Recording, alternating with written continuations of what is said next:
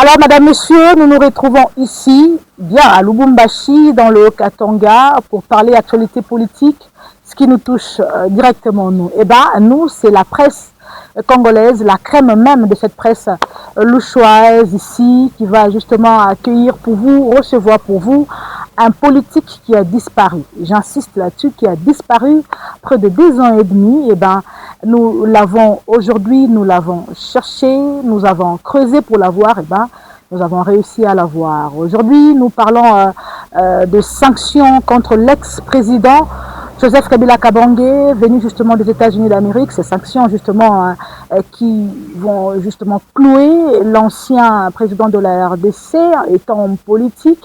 Mais nous parlerons également, puisque nous sommes dans les Hauts-Katanga, vous le savez, nous parlerons, est-ce que c'est un conflit entre Jacques Kabula Kato et Martin Kazembe-Chola qui assume depuis un temps l'intérim, Jacques Kabula Kato qui est toujours en résidence surveillée à Kinshasa. C'est une fin pour lui, on en parlera sur ces plateaux. L'actualité politique nous pousse également à parler de la motion contre Jacques Chabani, le vice-premier ministre, ministre de l'Intérieur. Cette motion justement qui a été rejetée il n'y a pas longtemps, est-ce là un frein de la démocratie en République démocratique du Congo? L'actualité est tellement abondante en RDC, nous allons finir par les migrants qui vivent maintenant là en République démocratique du Congo. Ça fait beaucoup, est-ce un piège pour la RDC, ces pays qui connaît déjà beaucoup de trahison, on en parle ici. Je l'ai dit tantôt avec la crème de la presse louchoise. Nous sommes ici avec Jean Mbayo, le rédacteur en chef de la chaîne à Grande Vision, Héritage Radio-Télévision, mais aussi patron des chiens, quoi? Chien de garde. Chien de garde. Qu'est-ce que ça veut dire ça encore? En fait, c'est un média, surtout en ligne, et qui se veut un média d'alerte sur ce qui ne va pas. Et donc, on est là pour justement alerter. En tout cas, à RDC, il y a beaucoup qui ne va pas. Exactement. Vous êtes rédacteur en chef d'Héritage Télévision, moi j'insiste là-dessus. Mais aussi, il y a la grande dame. Elle est là, Madame Poutoudour, l'épouse Kazakou, la directrice commerciale et marketing d'Héritage de Télévision, mais aussi patronne d'Image, Impact Image, c'est ça? Bienvenue à vous, Madame. Merci, Madame. Vous allez très bien. Merci à tous les téléspectateurs d'Héritage Télévision. Vous êtes concentré à lancer les missiles à l'invité qu'on ne connaît pas encore. Non, mais pas du tout. C'est juste des questions. Comme vous avez dit, il a disparu sur la scène politique. Voilà. Donc aujourd'hui, nous allons savoir pourquoi aussi. Alors, de l'autre côté, nous avons le Moukwantombolo. C'est Trésor Massanka de Shalom Télévision, l'homme aux questions piques des invités. Bienvenue à vous, Monsieur Massanka. Merci beaucoup, Madame Rega. Vous êtes en noir et rouge. Je suis en noir et rouge. Ce n'est pas pour un combat. C'est juste un échange. Nous allons briser quelque chose au sein de Maître Caleb. Vous avez déjà dévoilé. Vous avez dévoilé de qui il s'agissait, c'était un suspense. Vous voyez comment vous parlez beaucoup. Qui a disparu dans les radars médiatiques. Nous allons les libérer aujourd'hui. Pour savoir qu'est-ce qu'il en pense. Voilà. On ne sait pas où il était, il va nous le dire. On ne sait même pas qu'il est devenu aujourd'hui. Avant, il était acteur politique du FCC de l'opposition. Est-ce qu'il a changé de camp? On ne le sait pas. Est-ce qu'il est maintenant dans l'opposition républicaine? On ne le sait pas. Il a rejoint l'Union sacrée. On ne le sait toujours pas. Il est devenu qui? On va le découvrir. C'est tout de suite.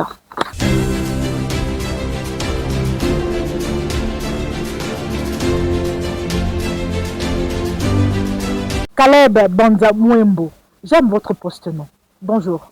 Bonjour madame. Vous allez bien? Très bien, merci. Vous portez maintenant des lunettes, c'est depuis quand ça? C'est depuis que nous avons pris le temps de nous adonner à la lecture, dans ce moment de retraite, pour justement revenir beaucoup plus mûr et conséquent face aux différents défis qui encadrent notre rôle en tant que jeunesse de notre pays, pour nous assurer d'être un meilleur arrière-garde pour l'avenir de notre pays aussi. Qui êtes-vous aujourd'hui? Parce qu'il faut dire que vous avez disparu. J'ai envie de vous poser tout de suite beaucoup de questions. Vous étiez où? Qu'est-ce que nous recevons aujourd'hui? C'est vrai, nous recevons Caleb Banza, maître, mais étant en politique, qu'est-ce que vous êtes devenu aujourd'hui? Vous étiez où d'abord? Non, je peux vous assurer que je suis toujours dans les limites frontalières de notre pays. Je sais que depuis 2023, où j'ai fait mes dernières apparitions médiatiques, je n'ai pas quitté le pays. Si je l'ai fait, c'était rarement pour des devoirs professionnels en tant qu'avocat, puisque vous le savez, je suis avocat. Mais nous sommes toujours là, en République démocratique du Congo, entre Lubumbashi et Kinshasa, travaillant sur nous-mêmes, observant aussi et scrutant l'actualité politique. Donc, soyez-en sûrs, nous sommes toujours là, acteurs de l'opposition, opposition que nous voulons être républicaine. Comme vous le savez, dans nos prises de position, nous n'avons jamais été dans une attitude radicale ou inutilement agressive. Nous avons toujours préféré la voie pédagogique, puisque nous estimons que nous pouvons bien être opposants, mais aussi surtout édifier ceux qui nous suivent, qu'il s'agisse de la population pour laquelle nous voulons défendre les intérêts, et qu'il s'agisse de la nation pour laquelle nous faisons la promotion de l'intérêt général, que des dirigeants qui devraient aussi s'inspirer du choc des idées, ça veut dire du son de cloche contraire, qui doit être celui de l'opposition qu'aujourd'hui nous représentons. Puisque vous êtes de l'opposition, vous restez opposant, la première question d'ailleurs, qu'est-ce qui fait l'actualité maintenant là? Je sais que vous avez suivi, d'ailleurs vous êtes un politique mûr et averti, vous avez suivi les sanctions contre Joseph Kabila Kabange, l'ex-président de la République. Est-ce là une fin pour lui ou il va rebondir un moment? Puisque je souligne ici que vous avez été, ou je ne sais pas si vous êtes toujours, du FCC. Oui, merci madame pour la question qui est pertinente puisqu'elle est d'actualité. Suis-je toujours du FCC? J'aimerais aussi savoir si nous pouvons dire aujourd'hui que le Front commun pour le Congo continue d'exister. C'est à vous de le dire. Puisque ici, au cas où vous ne le savez pas, le Front commun pour le Congo, lorsqu'il a été créé en 2018, était d'abord une plateforme avec des visées électorales. Son objectif était d'aller aux élections pour permettre aux membres de cette plateforme de faire réussir leurs candidats respectifs, que ce soit au niveau provincial, national et même au présidentiel. Le Front commun pour le Congo ayant échoué au niveau présidentiel, mais ayant quand même conforté une majorité parlementaire en province et au niveau national, s'est mué en plateforme parlementaire. Mais nous avons vu ce qui s'est passé avec ce qui a été qualifié de hold-up électoral, avec le changement de la majorité qui a donné naissance à ce que l'on appelle l'Union sacrée. Et le FCC avait été fragilisé. Mais à l'issue ou à la veille des élections de 2023, je crois que l'essence même du FCC s'est estompée. C'est puisque nous sommes conséquents face à ces réalités ou à ces enjeux politiques que vous verrez que c'est à la veille des élections de 2023, puisque le Front commun pour le Congo n'a pas cru en la crédibilité de ces élections. C'est pour ça que nous nous sommes refusés de postuler, puisque nous n'avons pas cru en la crédibilité de ces élections-là. Mais de là à aujourd'hui, vous avez appris qu'il y a la création de nouvelles plateformes, comme Sauvons le Congo, à laquelle appartient le président de la République honoraire, son Excellence M. Joseph Kabila Kabange, à laquelle moi je n'appartiens pas. Et donc vous pouvez constater que le Front commun pour le Congo, de fait, a pratiquement disparu, du moins même dans le Haut-Katanga où nous sommes. Les activités qui existaient hier ne le sont plus. Moi qui étais un cadre du Front commun pour le Congo, je ne me souviens pas d'une quelconque réunion que nous avons organisée dans ce sens-là. Mais est-il que nous sommes droits dans nos bottes, nous avons notre position qui est celle de promouvoir l'intérêt général. Nous avons notre position qui est celle d'une opposition républicaine qui scrute les activités de l'État. Et pour répondre à votre question et ne pas l'échapper, les sanctions autour de Joseph Kabila, moi personnellement, ça ne m'étonne pas, ça ne m'effraie pas et ça ne me distrait pas. Puisqu'aujourd'hui, on fait beaucoup de bruit autour de ça, puisqu'on veut nous donner l'impression, ou le pouvoir en place veut nous donner l'impression que le problème de ce pays s'appelle Joseph Kabila, ce qui est totalement faux. Je ne viens pas faire son avocat ici, mais Joseph Kabila, qui est-il? C'est un humain autant que moi. C'est un individu qui est né un jour. Qui a pris les armes. Et qui partira un autre jour. Je n'ai aucune preuve de la prise d'armes de Joseph Kabila. Il a toujours été considéré par le régime de l'UDPS comme un ennemi, même si on oublie qu'il a eu la capacité, à 28 ans, de prendre les rênes de ce pays et de nous permettre de pacifier ce pays, d'organiser une démocratie, bien que lacunaire, mais qui a abouti à une première alternance. Pour un jeune de 28 ans, sans expérience politique, arriver à faire un tel exploit, s'il était si mauvais que ça, il aurait pu s'éterniser comme Sassou Nguesso à la tête de ce pays. Maître Caleb, avant de passer le micro à Jean Bayo, c'est que vous venez de dire ici que les FCC n'existent presque plus et tout. Il n'y a pas eu de réunion, c'est vrai, mais vous restez un opposant. Mais est-ce que vous êtes maintenant vous êtes casé sous quelle plateforme? Parce que l'erreur, je vois, vous êtes accompagné, vous avez créé un parti politique ou vous êtes accompagné, pourquoi? Oui, nous sommes accompagnés de nos sympathisants, des personnes qui ont toujours eu aussi à croire en nous, à croire surtout à nos idées. Le Front commun pour le Congo est une assiette politique, n'est-ce pas? Mais au sein de cette assiette, on a besoin des idées. Ce qui arrive à durer au-delà de la vie humaine, ce sont les idées. L'idéologie en politique est nécessaire, elle va au-delà de notre être humain. Alors, ce sont ces sympathisants, ceux qui n'ont cessé de nous contacter, de nous rappeler qu'ils croient en nous, qu'ils croient en nos pensées, ce sont ceux-là qui sont avec nous. Alors, nous nous alignons plus sur une pensée de l'opposition républicaine. Nous ne savons pas nous allier à la plateforme Sauvons le Congo, puisque nous n'en maîtrisons pas les tenants et les aboutissants. Nous n'avons pas été formellement consultés. Nous sommes encore en train de réfléchir. Vous dites que j'ai disparu. Nous avons pris le temps d'observer la marche du pays. Nous avons observé comment le président Tshisekedi s'est fait élire à nouveau, comment il a été investi à nouveau.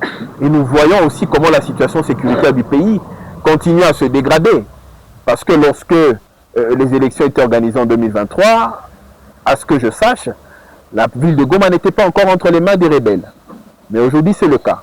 Je crois que nous avons suffisamment d'éléments pour revenir, en discuter, critiquer la démarche de l'exécutif national et aussi faire des propositions, surtout des propositions parce qu'on n'est pas opposant que pour attaquer, mais il faut aussi venir avec des propositions qui devraient aider ceux qui nous suivent, que ce soit la population ou le pouvoir. Très bien, maître. Jean Bayo. Voilà, maître, bonjour. Bonjour, monsieur. Merci d'avoir accepté cet échange. Alors, j'aimerais revenir sur les motivations ayant prévalu à votre départ. Est-ce, puisqu'on connaît tous la situation en 2023, Caleb Bonza avait-il fui des représailles, de poursuites et aujourd'hui, à vous entendre dire, vous affirmez que les FCC n'existent pratiquement pas, alors que l'existence de cette plateforme, elle continue, malgré cette suspension qui est venue des autorités compétentes, notamment les IPM de l'intérieur. Est-ce qu'aujourd'hui, Caleb a peur de s'affirmer comme faisant partie de la famille politique de Joseph Kabila, poursuivi et condamné? Non, pas du tout, pas du tout. Je suis quand même avocat. La moindre des choses pour un juriste aguerri, c'est de comprendre qu'une infraction ou une condamnation pénale est individuelle.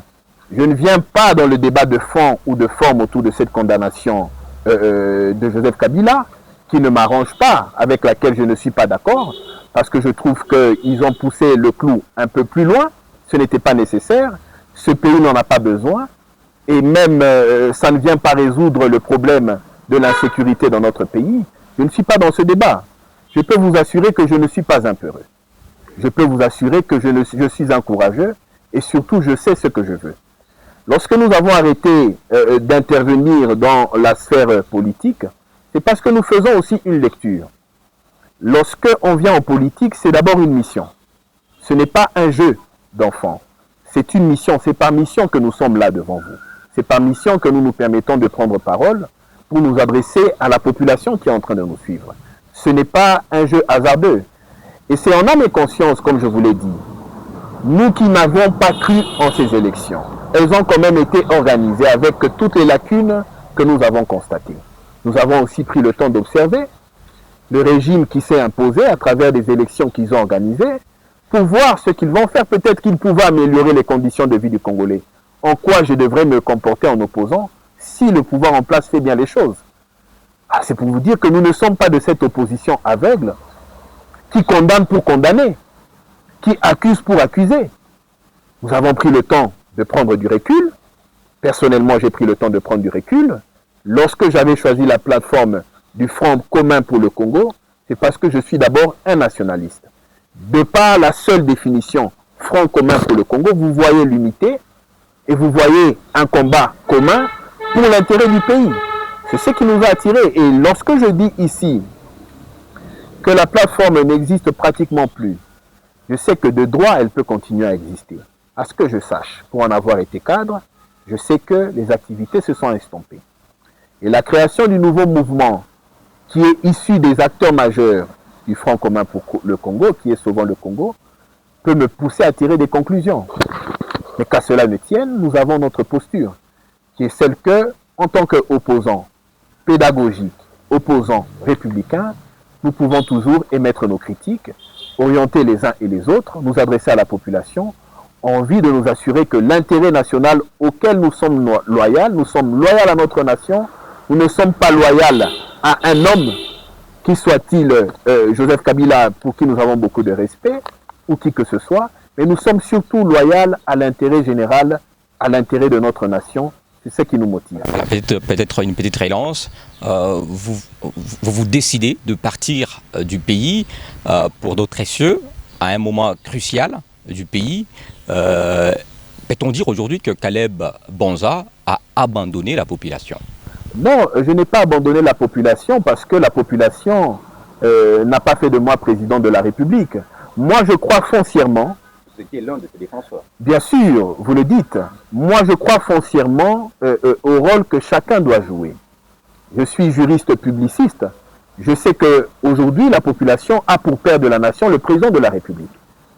Même si je n'ai pas voté pour lui, il a une obligation constitutionnelle. Au-delà des avantages qu'il a autour de rémunération, sécurité et tout ce que vous voulez, c'est lui qui a le devoir et le mandat spirituel que voudrez-vous politique du peuple pour qu'il s'assure du bon fonctionnement des institutions.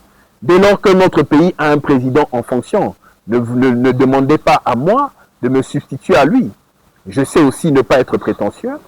Pour connaître ma place, comme je vous l'ai dit, je suis un acteur politique. Parfois, il faut se taire, apprendre, se documenter pour mieux se relancer et revenir avec une offre que l'on peut proposer. La politique de la chaise vide, c'est ce qu'il a fait, Caleb Bonza. Esther Mpoutou-Dure. Alors, Maître Caleb. Intervention depuis le début de l'émission, vous avez parlé que vous êtes aujourd'hui opposant, mais vous n'êtes pas dans la plateforme de Jean-Luc. Est-ce que cette opposition ne devient pas un ordre éparpillé? C'est la première question. Mais aussi savoir, est-ce que celui qui n'est pas avec nous est contre nous? Ça ne vous dit rien. Vous n'êtes pas aujourd'hui comme une chauve-souris. Vous n'êtes ni avec le parti au pouvoir, ni avec l'opposition. Vous ne vous retrouvez pas quelqu'un à abattre aujourd'hui parce que personne ne connaît votre vraie position étant donné que vous n'êtes pas avec le parti au pouvoir, ni avec l'opposition républicaine de Joseph Kabila Kabange. Oui, madame, merci beaucoup. J'aimerais rassurer à madame Rega que je ne fais pas la politique de la chaise vide. Parfois, on peut ne pas paraître présent, mais nous sommes présents. Et votre question est pertinente et je crois que c'est le tourbillon dans lequel la population congolaise, qui est majoritairement jeune, se trouve actuellement. Vous avez d'une part l'Union sacrée, qui est au pouvoir. Et lorsque nous sommes en démocratie, dans le système démocratique ou politique comme le nôtre, il y a la majorité au pouvoir et il y a l'opposition. Vous parlez des plateformes auxquelles nous devons appartenir ou auxquelles nous sommes censés appartenir. Qui sont ceux-là qui dirigent ou qui conduisent réellement ces plateformes? Quels sont leurs profils? Qu'est-ce qui vous fait dire et qui vous fait croire que la jeunesse est nécessairement obligée d'appartenir à ces plateformes et elle ne peut pas aussi créer sa propre voix, cette fois-là objective? Parce qu'aujourd'hui, il y a par exemple actuellement le débat autour de la révision constitutionnelle du changement de... Vous avez d'une part la majorité présidentielle, qui est la majorité au pouvoir de l'Union sacrée, qui fait aujourd'hui la promotion de la révision constitutionnelle, alors que nous savons si bien que l'UDPS n'avait jamais voulu de cela. D'autre part, vous avez Fayoulou avec son parti décidé, qui rejette totalement la révision constitutionnelle. Vous avez aussi d'autre part, souvent pour le Congo, qui s'oppose à cette révision constitutionnelle. C'est bien leur position.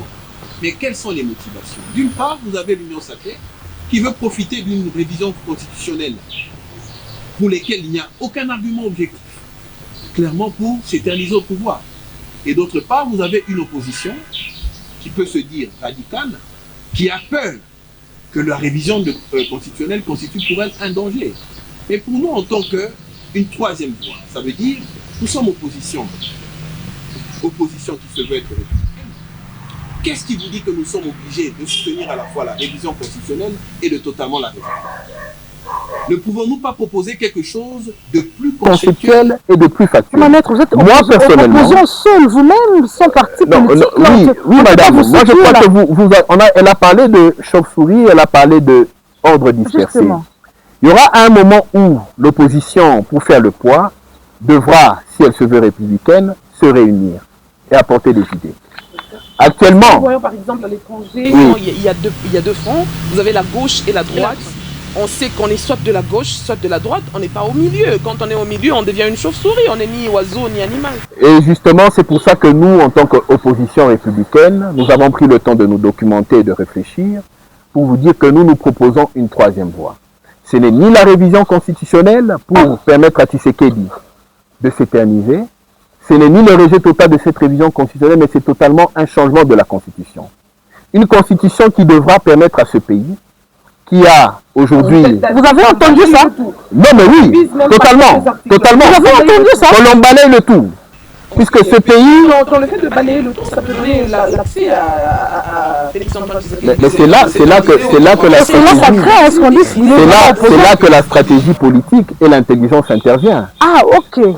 Pourquoi vous pouvez croire? Parce que lorsque j'interroge mon histoire, les acteurs importants de ce pays actuellement, que ce soit le premier... que ce soit le vice-premier ministre Jean-Pierre Bemba, que ce soit le président honoraire Joseph Kabila, ou le président de la République, son excellence M. Tshisekedi Tshilombo, tous, en 2001, avaient moins de 40 ans. Ils avaient pratiquement mon âge. Ils ont joué un rôle majeur qui nous a affectés pendant les 20 prochaines années. Nous avons eu en 2006 une constitution de sortie de crise. Là, nous sommes déjà dans la constitution avant que...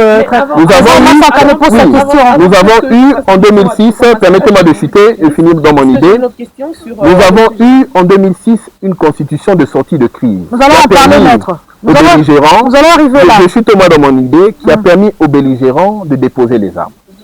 20 ans après, cette constitution nous a permis certes d'avoir une alternance, mais elle ne règle pas les problèmes profonds que nous avons. Très bien. Félix Tshisekedi a plusieurs fois voyagé pour chercher les investisseurs. Et ces investisseurs ne viennent pas parce qu'il y a une insécurité. C'est-à-dire, prenez le micro, il n'arrêtera pas. Et que de dire, ce n'est pas parce qu'on est dans un pays où il y a des grands noms qui ont fait leur temps que la jeunesse est obligée de se retrouver derrière eux. Nous avons étudié, ce n'est pas pour rien que nous sommes cultivés. Nous avons le droit de réfléchir. Et c'est ce qu'en tant qu'opposition républicaine, nous faisons.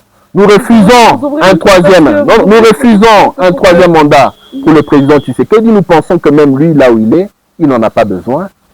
En tant que chef de l'État, garant de la Constitution, ce qui l'intéresse, c'est l'évolution du pays. Très bien. Et pour cette évolution, un changement de la Constitution soit fondamental nous permettrait d'avancer plutôt que d'aller dans des calculs politiciens, que ce soit de l'union sacrée ou de l'opposition qui se veut radicale. Alors, Maître Caleb, nous allons revenir au sujet que nous avons lancé. Il s'agit des sanctions contre Joseph Kabila Kabange. Les États-Unis ont décidé de geler, c'est-à-dire l'aspect financier autour de Joseph Kabila Kabange.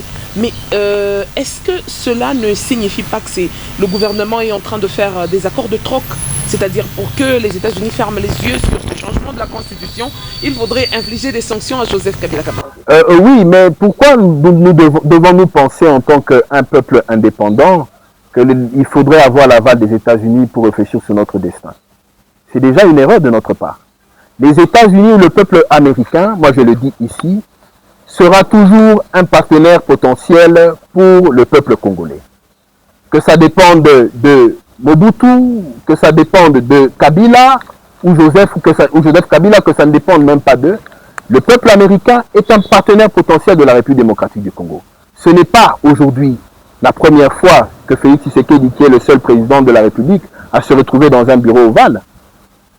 Ne soyons pas amnésiques. Joseph Kabila, au début de son pouvoir, il a été le chouchou des Américains. Mais c'est une erreur de notre part que de croire que pour une simple sanction, soit-elle américaine, que ça veut dire que le pouvoir en place a le vent en poupe. Nelson Mandela, qui est le prix Nobel de la paix, un modèle mondial iconique, avait déjà été sanctionné par les États-Unis. L'actuel président syrien, l'actuel décide même de marcher pour soutenir ces sanctions. Non, mais c'est ça que moi je trouve que c'est ridicule, c'est une attitude ridicule. Ça veut dire que nous avons décidé d'abandonner notre souveraineté, nous avons décidé d'abandonner notre dignité, et vous dites le parti au pouvoir. Ils ont les moyens de l'État, ils ont le pouvoir, ils peuvent décider sur le sort de ce pays, mais ils acclament parce qu'un autre pays tierce a sanctionné un individu. Joseph Kabila, c'est un homme, c'est un mortel, c'est un humain, il est né un jour et il partira un autre jour. Pourquoi jubiler sur une sanction qui pourrait être levée demain? J'étais en train de rappeler ici que Nelson Mandela, dans son parcours politique, avait eu à être sanctionné par les États-Unis d'Amérique. L'actuel président syrien avait eu à être sanctionné par les États-Unis d'Amérique. L'actuel premier ministre indien a eu à être sanctionné par les États-Unis d'Amérique. Est-ce que ces sanctions ont perduré? Non. Mandela est un modèle aujourd'hui d'abnégation, est un modèle politique partout dans le monde. Il a été prix Nobel de la paix. Moi, je pense que cette sanction ne devrait pas faire l'objet d'une fête. Il ne devrait même pas faire l'objet d'une marche. Ce serait ridicule pour le pouvoir en place, que disent l'UDPS, qui est le parti au pouvoir, d'organiser une marche pour une sanction politique qui pourrait être levée après 2 ans. On oublie que les Américains ou les grandes puissances fonctionnent au gré des enjeux géopolitiques ou géostratégiques qui leur conviennent.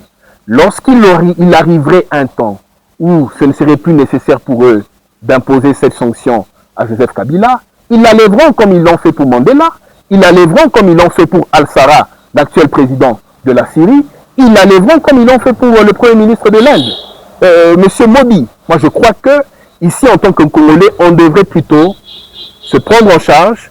Le président de la République qui a les moyens de sa politique et qui a surtout cette mission constitutionnelle d'être au-dessus de tous les humeurs, a toujours cette opportunité de s'imposer et de nous montrer la voie, parce que c'est lui que les Congolais ont décidé de mettre à cette place-là. À vous le micro, Trésor. Merci beaucoup, Madame Diane. Mais Maître Caleb, apparemment, je vous sens peut-être isolé de la question qui a été posée par Madame. En ce qui concerne votre position politique, vous cachez derrière l'opposition républicaine. Maître Caleb évolue sur quel label aujourd'hui? Oui, monsieur Massanka, merci pour votre question qui est pertinente. Nous évoluons sous quel label politique aujourd'hui? Nous n'avons pas un label politique défini. Nous sommes en train de faire notre retour en politique. La situation est que le label au sein duquel nous évoluons, qui rencontrait nos convictions, n'existe plus de fait. Alors, nous voici aujourd'hui au moins pour exprimer notre position politique. Le label politique, c'est que moi, naturellement, je suis du parti APRECO, qui est un parti qui existe, l'Alliance des Patriotes pour la refonte de l'État du Congo. Nous avons toujours formellement milité pour la refonte de l'État. Ça veut dire que ce pays, dès la création de notre parti qui a été créé en 2018, ce n'est pas un débat d'aujourd'hui. Le souci de refondre notre État, de doter à notre État d'une constitution qui rencontre ses aspirations et qui lui permettrait cette fois-là de décoller. Et puisque la plateforme FCC n'existe pas, et qu'aujourd'hui... La Préco non plus n'existe plus. Hein. C'est vous qui le dites. Mais le siège se trouve où? Il n'y a pas d'activité. Mais c'est ça, moi je vous dirais que je crois que le problème que la classe, cette fois-là, intellectuelle et peut-être politique congolaise a, c'est de croire qu'un parti n'existe que par le folklore. Non mais vous êtes où? Nous voulons justement casser... Une organisation... Nous voulons C'est qui le secrétaire général? Nous voulons justement casser ce mythe. Nous voulons justement casser ce mythe. Parce qu'actuellement, il a parlé du label. Nous avons un label que vous allez bien sûr bientôt découvrir. Nous allons vous le montrer. N'est-ce pas? Nous sommes encore en train de réfléchir sur les enjeux de l'heure. Vous avez d'une part les CIDE, vous avez d'autre part Ensemble qui sont de l'opposition. Vous avez souvent pour le Congo. Est-ce que souvent pour le Congo qui a été créé, je ne sais pas moi, à Nairobi, la loi congolaise la reconnaît, mais ils sont en train de faire leurs activités. Et aujourd'hui, c'est une opportunité pour moi que d'annoncer. Oui, ce sont les activités. Oui, c'est une opportunité pour moi de vous annoncer à travers cela que nous sommes en train de créer un mouvement qui est en train de promouvoir foncièrement l'intérêt général. C'est justement la raison de nous sommes en train, effectivement, je n'ai pas voulu le dévoiler, pourtant, mais vous avez voulu me pousser, me tirer le verre du nez, c'est pour ça que j'étais un peu mal à l'aise. Ouais. Mais nous sommes en train justement d'orienter un mouvement de l'opposition républicaine qui devra être au-dessus des émotions et au-dessus des calculs politiciens, pour éviter que, encore une fois, pour les 20 prochaines années, que la jeunesse congolaise soit manipulée pour les calculs des hommes politiques. C'est que notre mouvement de l'opposition républicaine est en train d'axer essentiellement sur l'intérêt général et l'intérêt général pour la refonte de l'État du Congo. L'intérêt général pour la refonte de l'État du Congo, c'est pour ça que je n'ai pas hésité de vous dire que même pour ce débat autour de la Constitution, nous prônons le changement de la Constitution, mais un changement de la Constitution qui doit justement répondre aux attentes de la population congolaise et surtout aux attentes du pays. Alors, Maître Caleb, peut-être pour chuter avec la première thématique, c'est l'action infligée contre Joseph Kabila Kabange, l'ancien chef de l'État congolais. Quel sens par rapport à ces dernières face au paysage congolais aujourd'hui? Et de l'autre côté, est-ce que ces sanctions-là est-elle considérée comme hirondelle qui annoncerait la pluie pour les opposants en RDC? Donc, je ne comprends pas très bien. Une hirondelle qui annoncerait la pluie, de quelle manière? De quelle manière, c'est par rapport à la suite logique des autres opposants qui se présenteraient comme une barrière face au changement de la Constitution? C'est que nous allons retomber là la deuxième thématique. Non, moi je pense que ici, c'est un faux débat. Parce que je crois que Joseph Kabila, là où il se trouve, il doit être très en paix. Je vous ai donné l'exemple des figures. Il doit être en paix. Mais il n'y a que l'inculture pour ce genre de choses qui fait qu'une personne s'inquiète. Lorsque Mandela, qui est prix Nobel de la paix, a eu à être sanctionné par les États-Unis dans les mêmes conditions. Il y a quand même des inquiétudes. Lorsque l'actuel président de la Syrie... Cela est compliqué parce que nous utilisons plus la monnaie américaine. Non, mais moi je dis... Les États-Unis, nous n'allons pas comparer. C'est un partenaire de taille en tout cas par rapport à la RDC. La RDC quand il s'agit des sanctions économiques. Mais puisque vous parlez de l'Afrique du Sud, nous avons tous suivi à travers les médias que le président honoraire Joseph Kabila se trouve beaucoup plus dans la partie australe. Pour le peu que je sache, en Afrique du Sud, pour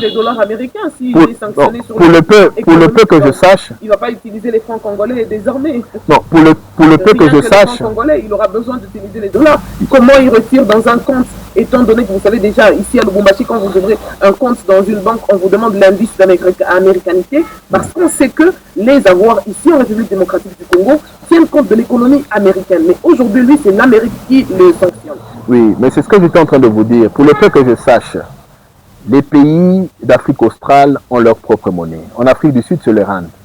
Le dollar n'est même pas connu des Sud-Africains. Vous donnez 100 dollars à un Sud-Africain, il préférerait prendre 100 rand qu'il connaît que 100 dollars. Si on peut supposer que le président de la République honoraire Joseph Kabila vit et évolue en Afrique du Sud, cette sanction ne l'affecte pas parce que là-bas c'est le rand qui est le plus utilisé. On doit évoluer sinon... on va évoluer sinon... Je reviens pour répondre à cette question pour dire que cette sanction n'annonce pas la pluie. C'est beaucoup plus une distraction.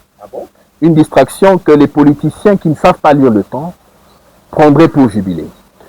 De la même manière que cette sanction a été infligée, et puisque nous avons aussi les exemples des personnalités politiques notables dans le monde, pour lesquelles les mêmes sanctions ont déjà été levées, il faut juste comprendre que les Américains jouent le jeu des enjeux de l'heure pour leur intérêt. Maître Caleb. Les Américains font le rapprochement avec le pouvoir en place de Kinshasa. Ils sont prêts à offrir sur un plateau d'or tout ce que le pouvoir de Kinshasa offre. Mais lorsque le pouvoir de Kinshasa perdra, n'est-ce pas, comment dirais-je, sa place, les Américains pourraient toujours aussi se comporter différemment. Lorsque nous serons, nous, à la tête de ce pays, et que nous arrêterons, n'est-ce pas, cette intention de toujours individualiser la diplomatie ou individualiser les décisions géostratégiques ou géopolitiques, ce serait toujours possible. Maître Caleb, regardez-moi par ici. Regardez-moi, retournez-vous, regardez-moi. Alors, moi, vous me faites peur, sincèrement. Okay. Vous êtes dans l'opposition républicaine. Vous avez commencé d'emblée par dire que le FCC n'existe plus, ainsi de suite. Ça, c'est bon.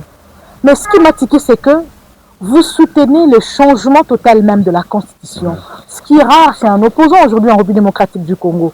Moi, ça craint. Je risque de chanter ou de croiser Mme Esther quand il vous appelait, entre autres chauves-souris. C'est qu'aujourd'hui, vous êtes dans l'opposition dite républicaine, puis après, vous soutenez la Constitution. Mais ma question est celle-ci. Vous parlez même du changement total dans sa globalité. Quelles sont, selon vous, les limites actuelles, justement, qui justifieraient aujourd'hui, même dans la tête que vous êtes assis avec vos lunettes, le changement de cette Constitution? Quelles sont les limites de cette Constitution? Comme nous l'avons dit d'un point de vue historique, cette Constitution a été une Constitution de pacification. Une Constitution qui a permis aux uns et aux autres de se mettre ensemble pour aller vers une direction qui faisait la promotion de la démocratie. Une bonne chose. Une très bonne chose. Mais posons-nous la question de savoir, de 2006 à 2026, ce pays fonctionne sur base de cette Constitution. Quels sont les apports majeurs de cette Constitution? La Constitution actuelle, elle prévoit 40% de retenue à la source pour les provinces qui contribuent au budget. Est-ce que cette retenue à la source est effective? Moi, je vous réponds en disant non. Nous avons une Constitution qui fait la promotion d'un État unitaire. Mais est-ce qu'un État unitaire centralisé, comme nous l'avons aujourd'hui en République démocratique du Congo, est bénéfique pour notre pays? Moi, je dis non. La RDC est un État continent. Dans le changement de la Constitution, l'idéal de la Constitution que nous imaginons, c'est une Constitution notamment qui fait la promotion d'un État fédéral. Un État qui tient compte des forces de chaque province, de sorte à ce que le développement de chaque province prise individuellement contribue à un développement harmonieux de l'État.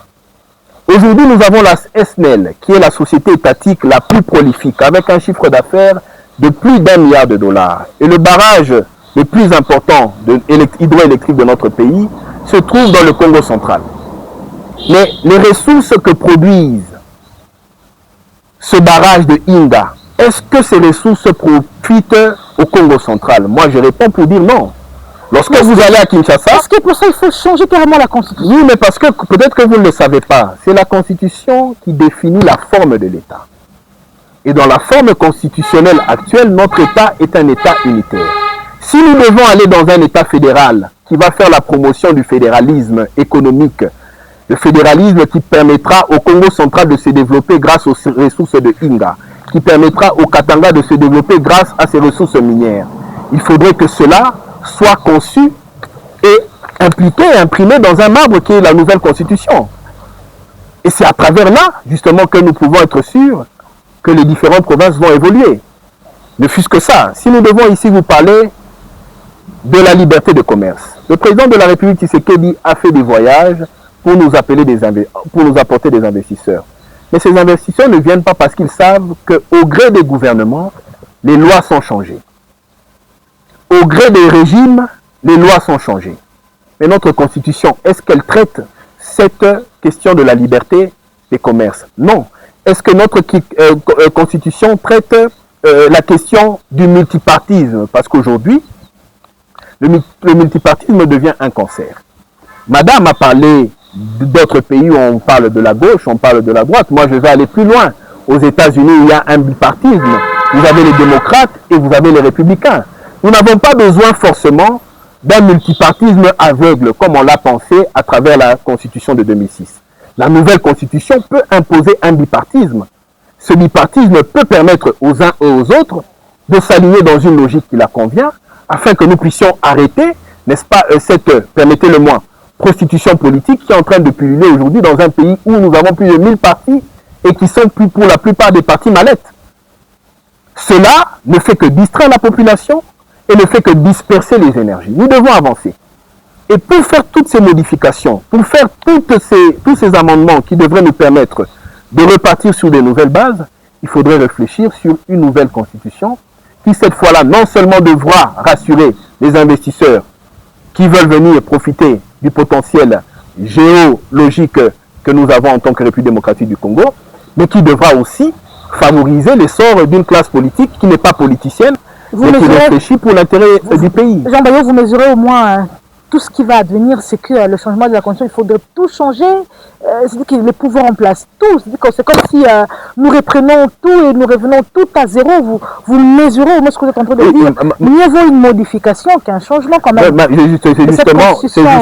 C'est justement à cette modification légère que nous nous opposons. Touchons les points qui font mal. Justement, cette modification légère, nous nous y opposons. Parce qu'il n'y a pas moyen de faire une révision. Vous me faites peur. Il n'y a pas moyen de faire une simple révision constitutionnelle sans aller dans un changement qui va faire la promotion d'un nouvel État qui est un État fédéral. Dans une révision, vous ne changez pas un État unitaire en État fédéral. Ça n'existe pas. Il faut un changement total qui va, n'est-ce pas, répondre à des problèmes qui sont en réalité profonds. Ici, moi je pense que le changement ne devrait pas faire peur. Mobutu avait son impère pendant 32 ans, il s'est imposé.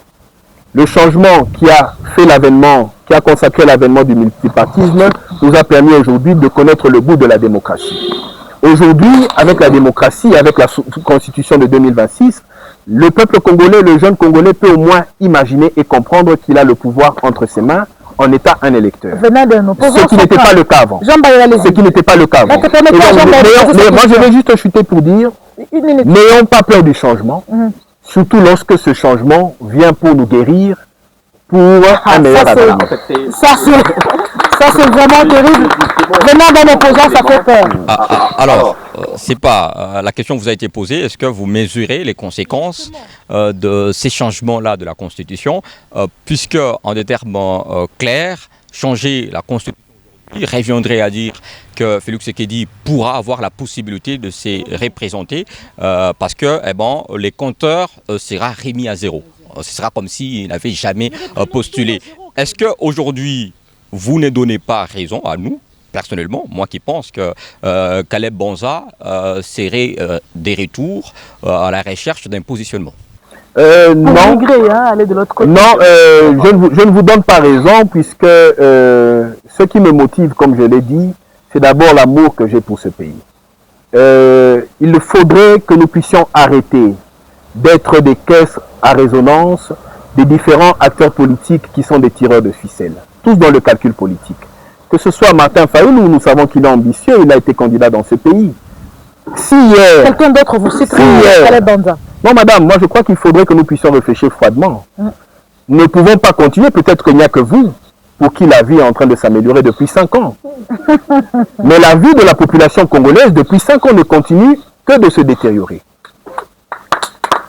Elle ne s'améliore pas. Devons-nous rester dans cette posture où nous nous disons il vaut mieux ne rien changer que de réfléchir profondément sur les questions et les causes profondes de notre échec afin d'apporter une formule qui permettra cette fois-là à notre pays de décoller et d'expérimenter sa véritable puissance. Nous ne pouvons pas, j'étais en train de répondre à la question, je dis nous ne pouvons pas refuser le changement parce qu'il y a des politiciens, quels qu'ils soient. Hier, ils ont été mobutistes, ils ont été kabylistes, aujourd'hui, ils sont tshisekidistes, demain, ils vont toujours changer. Mais par rapport à cette possibilité du retour de Félix... Non, mais par rapport à la possibilité du retour du Félix Tshisekedi, peut-être que nous n'avons pas eu le temps de nous étaler sur la posture qui est nôtre.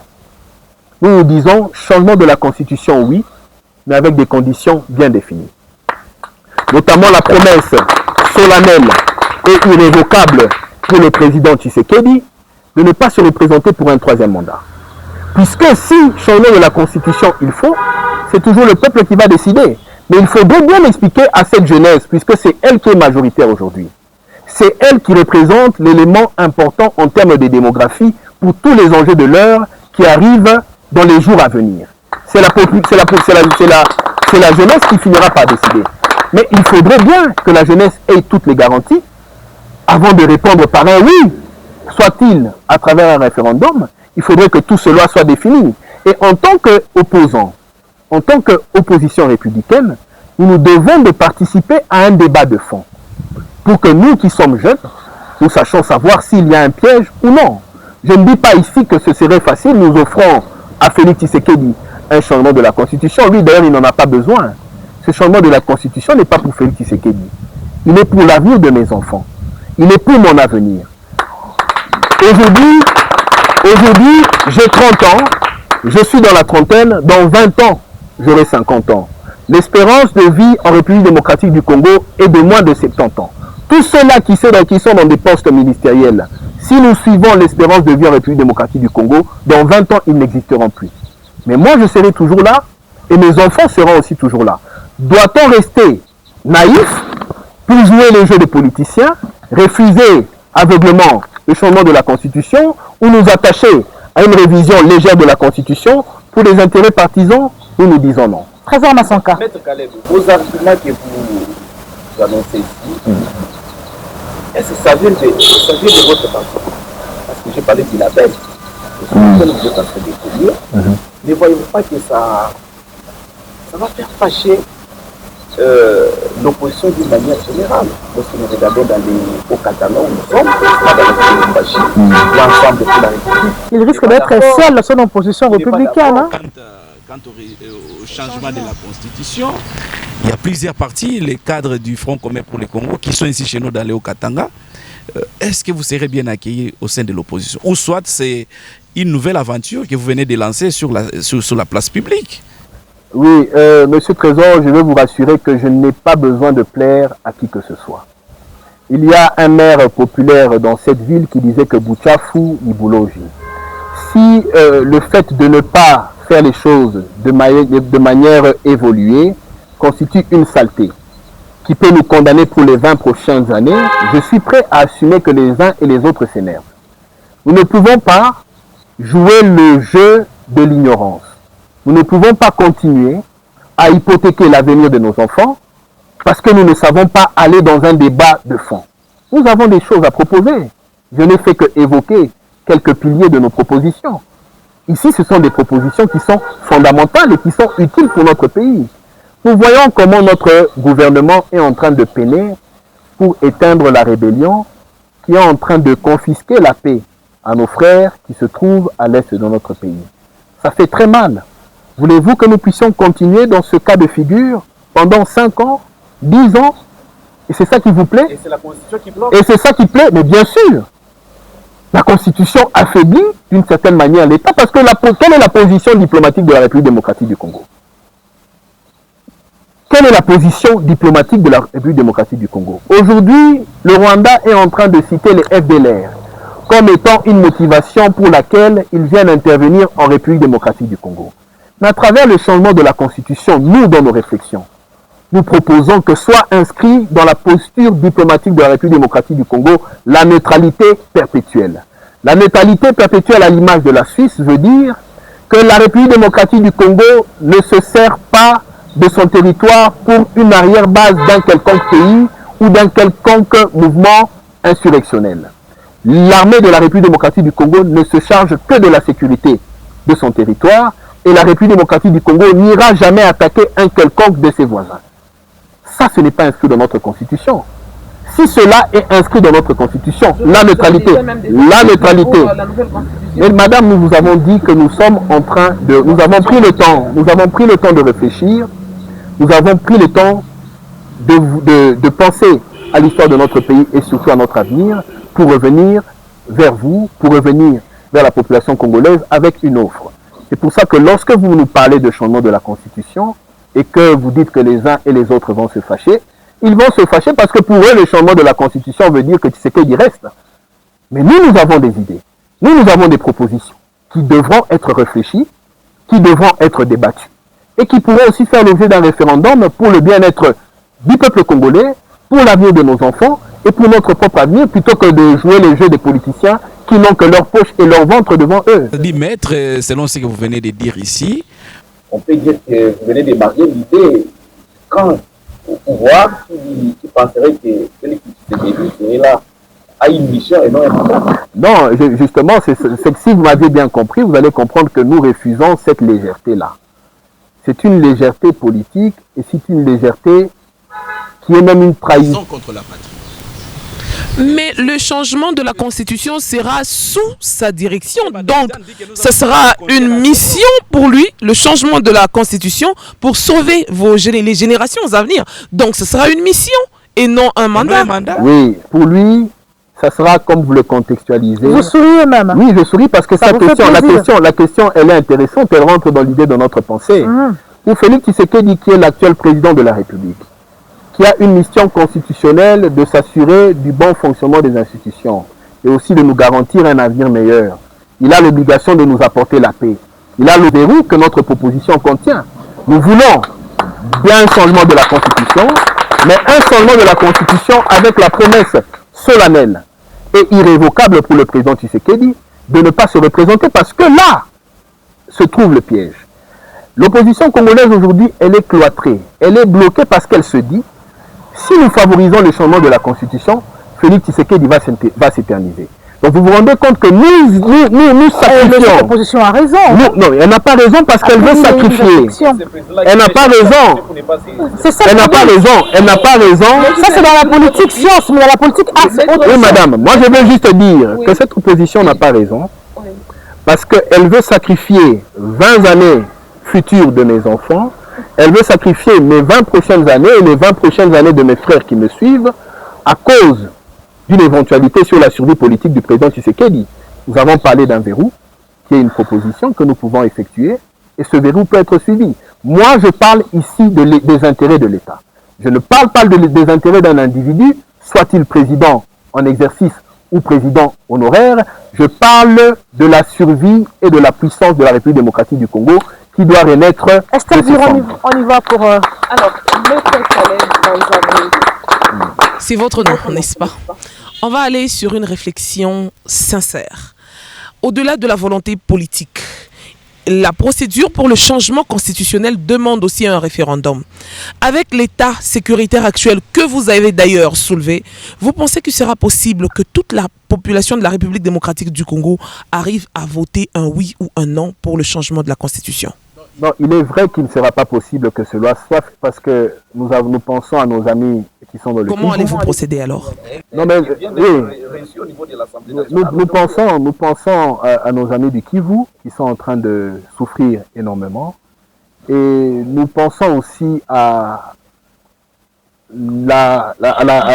l'organisation, que dis-je, au gouvernement de la République et au président de la République qui a une mission, qui a une responsabilité en tant que tel. C'est de son rôle. Aujourd'hui, l'État a tous les moyens. On a voté un budget d'1 milliard. À l'époque, lorsque nous allions sur vos ondes, nous avons insisté sur la question de Bunagana. À l'époque, ce n'était que Bunagana. Nous avons insisté, nous avons rappelé les missions régaliennes de différentes institutions de notre pays. Aujourd'hui, le gouvernement, il est majoritairement Union Sacrée. Le Parlement, c'est majoritairement Union Sacrée. Le président de la République est porté par l'Union Sacrée. Qu'est-ce qui manque pour eux, soit de manière diplomatique, soit à travers des pourparlers, puisque la voie des armes semble ne pas être la voie la plus indiquée, autant trouver une solution pour mettre fin à cette guerre. Nous l'avons vu aujourd'hui avec le conflit qui existe entre Israël, Iran et les États-Unis. Il y a eu des bombardements, mais à un moment, pour avoir le cessez-le-feu, ce sont les pourparlers. Ce n'est pas une faiblesse, mais parfois, c'est la voie, parfois c'est la voie la mieux indiquée pour aller à une solution la plus rapide, mais surtout la plus rassurante. Maître Caleb Banza. Oui, madame. Moi également, je vous appelle, comme venez de le faire Esther Poutoudjir. Vous êtes un Haut-Katangais, n'est-ce pas? Tout à fait. Vous avez suivi de près d'où vous étiez là, en train de nous observer de loin avec des... Nous sommes avec vous. En fait, de réfléchir sur les archives de la nouvelle constitution, étant opposant et puis républicain en même moment, c'est qu'il y a eu des petits soucis dans votre province. Il y a notre gouverneur, Jacques Kaboula Katoué, qui est toujours à Kinshasa retenu. Et puis il y a Martin Kazembe-Chola qui assume justement l'intérim.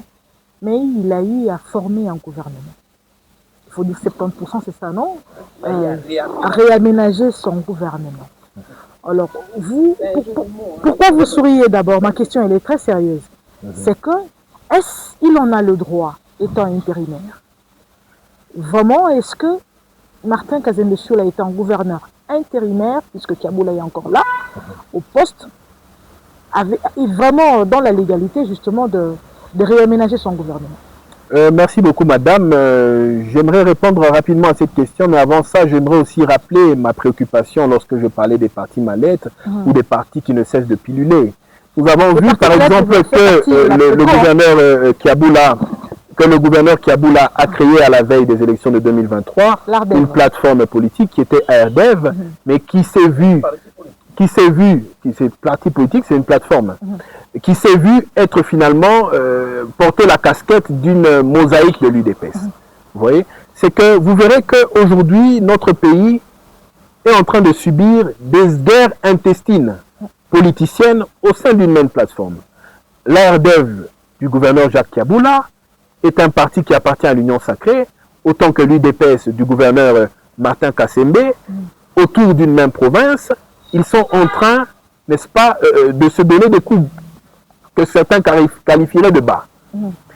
Ici, la posture du gouverneur Kassembe par rapport aux droits administratifs et par rapport à l'idée de la continuité de l'État est justifiable. Parce que Jacques Kiaboula a été, comment dirais-je, placé dans une posture administrative et politique délicate du fait d'une absence non justifiée. En tant que gouverneur de province, il n'était pas trouvable. On a alors décidé de confier l'intérim à son vice-gouverneur. Je crois que c'est pour ça que le vice-gouverneur aussi existe. Et c'est ce qui a été fait. Mais aujourd'hui, toujours en consultation dans la capitale, d'où je parlais aussi de ce pouvoir ou de ce régime de la forme de l'État qui est toujours unitaire et centralisé. Aujourd'hui, Jacques Kiaboula, en tant que gouverneur, se trouve en consultation par sa hiérarchie. Mais pendant ce temps, la province a des défis. Pendant ce temps, la province doit évoluer. Mais il évolue avec l'ancien gouvernement. Oui, mais il évolue avec l'ancien gouvernement. C'est vous qui n'êtes pas à son fauteuil pour constater ce qu'il a constaté, qui pourrait le motiver à le faire.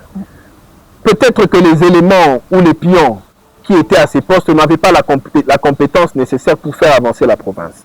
Ça, c'est moi qui réfléchis et qui imagine. J'ose croire que sur base du principe de la continuité de l'État, la décision de réaménager ou de nommer des nouveaux acteurs au sein du gouvernement peut se justifier. Parce que ça fait bientôt une année que le gouverneur Martin Kassembe a été investi comme gouverneur intérimaire. Alors, quelque part, il y a un conflit d'idées entre la continuité de l'État et le formalisme légal. Dans le formalisme légal, on aurait voulu que ce genre de changement se fasse et s'opère seul par le gouverneur élu, qui était Jacques Kiaboula, mais il est toujours empêché, plusieurs mois durant. Mais dans l'entretemps, la province doit évoluer.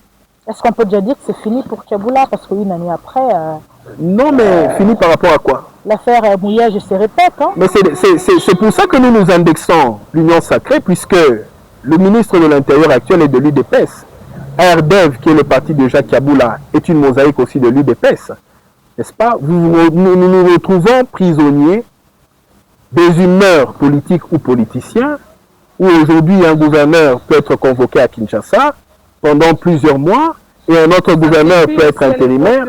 Du FCC avec le feu Kassembe. Il a été rappelé à Kinshasa, il était du parti au pouvoir, de la plateforme au pouvoir, donc ça n'a pas indexé seulement, voilà, ils étaient tous de même parti politique.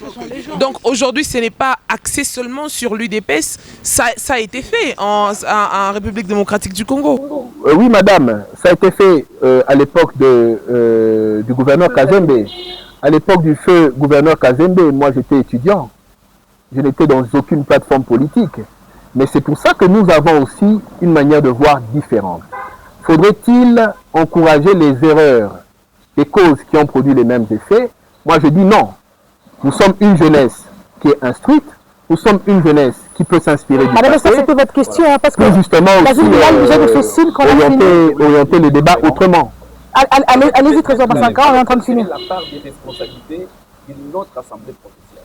Oui, l'assemblée provinciale pourrait cette fois-là soit déchoir, constater peut-être la vacance du gouverneur et le déchoir pour confirmer le gouverneur intérimaire. Je crois ils ont dans leur prérogative, n'est-ce pas, ce contrôle parlementaire qui devrait considérer cette question de la manière la plus de la manière la plus sérieuse, mais nous constatons aussi qu'au sein de notre Assemblée provinciale, c'est toujours l'UDPS qui trône.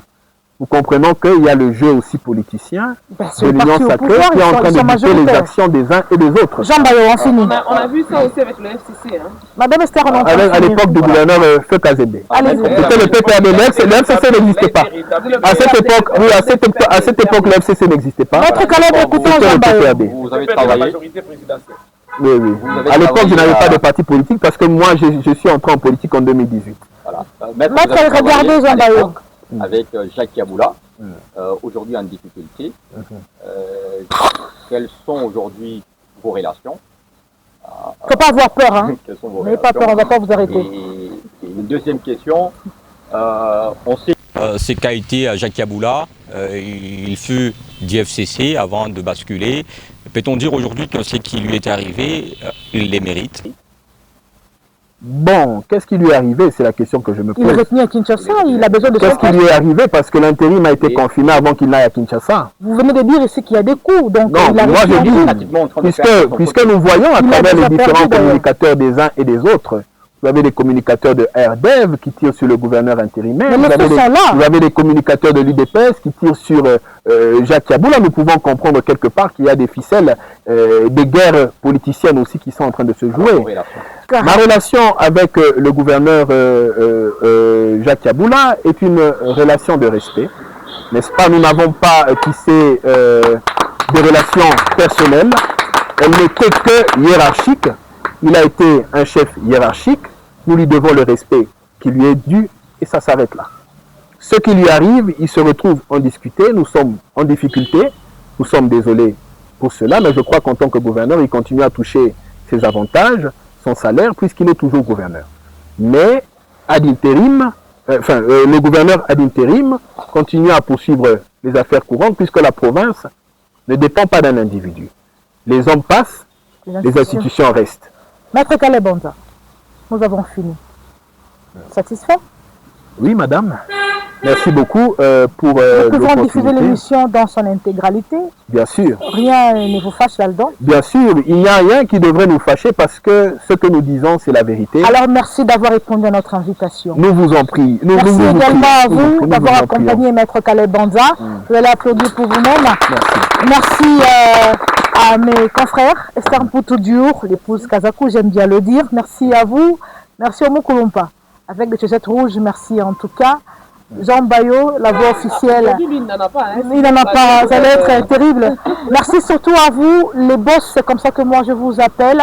Merci de nous avoir suivis. Merci sincèrement de nous prêter oreille, surtout à Maître Kalebanda. Il en avait besoin, il fallait vraiment l'écouter. Il a disparu, comme son ami Jacques Yaboula. Heureusement que lui est revenu, il est là pour vous défendre. Il reste opposant à leurs républicains. Il ne faut surtout pas l'oublier. À très bientôt pour un autre numéro. Merci. Des Sans Filtre.